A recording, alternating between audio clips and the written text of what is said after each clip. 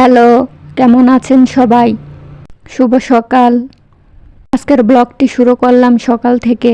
উঠেছি, ফ্রেশ হয়েছি।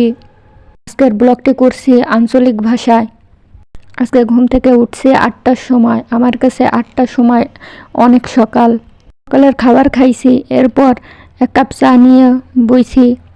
আজকে সকালে পড়তে বসবো, সেজন্য সকালে কড়া করে এক কাপ চা খেয়ে নিচ্ছি। পড়তে বসলেই তো ঘুম আসে। সকালবেলা পড়াটা আমার জন্য অনেক টাফ। সকাল সকাল পড়তে বসলেই শুধু ঘুম আসে। তাও কিছুক্ষণ পড়ার চেষ্টা করলাম। প্রায় 1 থেকে 2 ঘন্টা পড়ছি।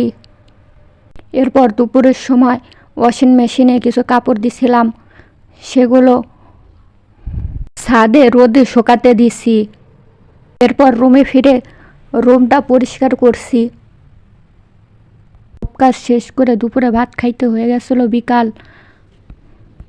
ভাত খাইছি কুমড়া ভাজি, বেগুন ভাজি আর মাংস দিয়ে। এই ছিল আজকের blog. Thanks for watching my blog.